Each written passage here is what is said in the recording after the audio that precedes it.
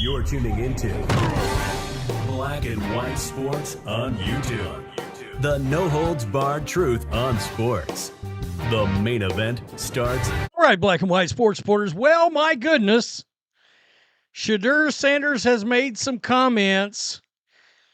Oh, it's getting a lot of reaction right now.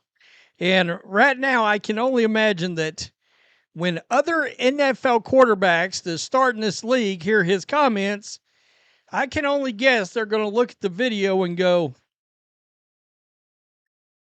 what? Question mark? Excuse me? You're saying what? You think you're what? They're not going to be very happy. They're not going to be happy at all. He's made some comments about wanting to play and then about actual quarterbacks in the league. He didn't name any names, but at some point he may have to back some of these guys up. By the way, the two guys ahead of him could end up not taking this so well too. Particularly Dylan Gabriel. That would be the one that I would be thinking about. But hey, of course, his fans have no issues with this because they have no issues with anything. And there's a poll out. The Athletic did a poll from NFL coaches and executives, answer the poll about which franchises are the most stable, best franchises out there, blah, blah, blah, front office, leadership, the whole thing. Who's the best ran franchise? And I got to tell you, the results from this poll doesn't do anything but back the very people like me up that said, are you crazy for turning down the Eagles and the Ravens? Because of the kind of franchises they are. The stable franchises. Here we go. Which NFL teams have the best front offices? Head coaches and execs cast their vote. So, let's just check it out right here. Who is the NFL's best front office? All right, they polled 29 general managers, head coaches, and high-ranking team executives. The Eagles were number one with 11 first-place votes, and the Ravens were number two with 9. And by the way, most of these are pretty damn good franchises. The Browns, not on this list. In fact, we don't even know where the Browns are. Maybe they literally received, and they probably did receive, no votes. Because the Broncos came in last among the ones that were listed, and they only got 2 votes. The Steelers got next to last, and then it was Eagles, Ravens, Rams, Bills, Chiefs, Buccaneers, Packers, Seahawks, Lions, and 49ers. But far and away, it was the Eagles and the Ravens. Stability of franchise, the stability of ownership. And Shedeur Sanders and Deion Sanders said, nah, we don't want no part of that. You're not going to learn shit by sitting. Okay, I might tell that to Patrick Mahomes, who sat behind Alex Smith for an entire season except for one damn game. How many other guys? Jalen Hurts sat. I mean, everybody. Everybody. 9 starting franchise quarterbacks sit that I could think of right off the top of my head. So that brings us over to Shedeur Sanders and his comments from today about how he feels about playing, how he feels about setting, and what can be construed as taking a shot at current NFL starting quarterbacks. That's pretty interesting. I mean, before we get to this, let's see. This is PFF's quarterback grades. What quarterbacks would I like to see Shedeur Sanders, let's say I'm watching TV. What quarterbacks do I rather see Shedeur Sanders play rather than the guy that's on television? How about Kyler Murray? I'll say that, Kyler Murray. I'd rather see what Shedeur's got. Tyrod Taylor. Rather see what Shedeur's got. Spencer Rattler. No doubt about it. I'd rather see what Shedeur has. I don't think I'd have said this before the season, but now Justin Fields, Bryce Young, Jake Browning, and that's it. Yeah, that is it.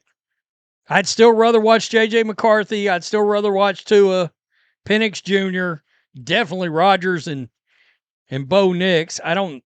This is why sometimes PFF doesn't make sense, because Rodgers, I think, is tied for the league lead in touchdowns, and they got him graded down at 35.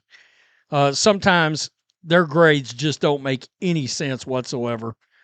They're head scratchers occasionally, mainly at quarterback.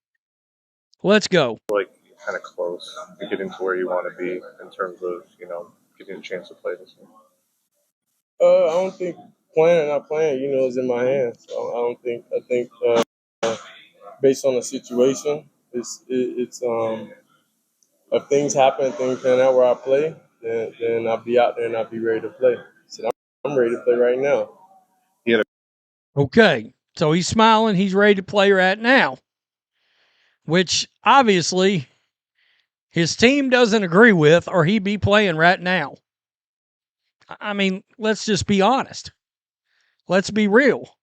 If they thought he was ready and was the best of the three, he would be taking snaps, right? Because with this defense, if they thought Shedeur could play the best, they'd have him out there because they'd be like, we might be able to win some games here. We might be able to win some games. So, this is where he decides to take some shots, or a shot, at other quarterbacks in the league. That's not nothing, in my place to answer. That's nothing I can't answer. Not answer, but I know for sure I'm not. I know if you see the quarterback play in the league right now, I know I'm capable of doing better than that.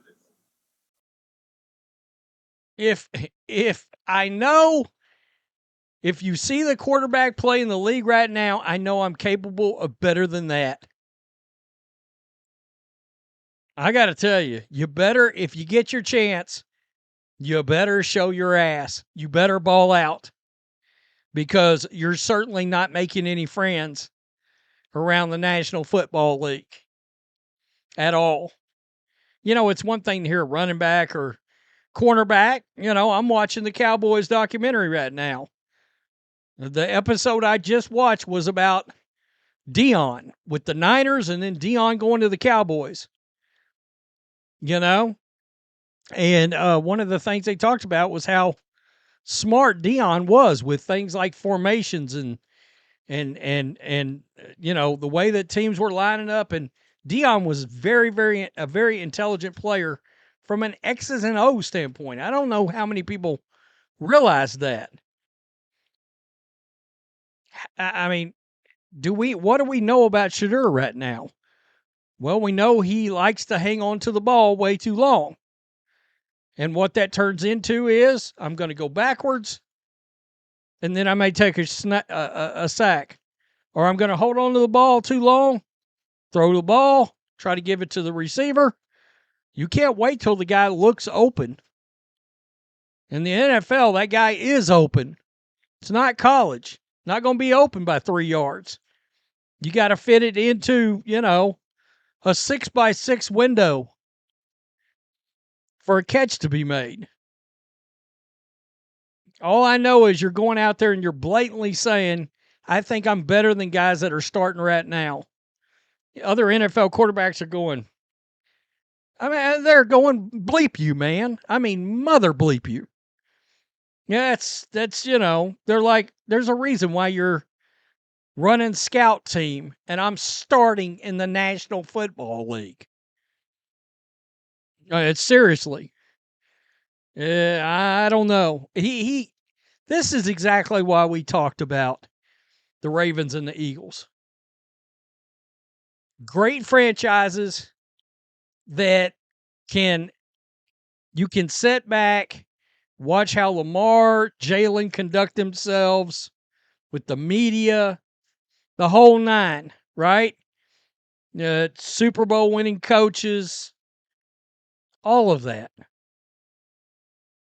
This is how we do it day to day. This is what needs to be said. Yada yada yada. And the reason it's an issue, because you're very likely not to stay on this Browns team.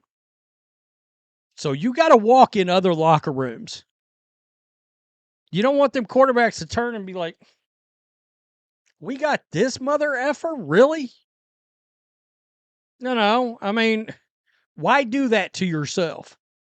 Just say, hey, I think I'll eventually be able to play in this league, blah, blah, blah. But no, you literally said, other guys that are playing right now, I think I'm better. All right. Your franchise doesn't even believe that. They don't. Tell me what you think. Peace. I'm out. Till next time. Thanks for watching the show. Be sure to like, comment, and subscribe. Be sure to tune in next time on Black and White Sports.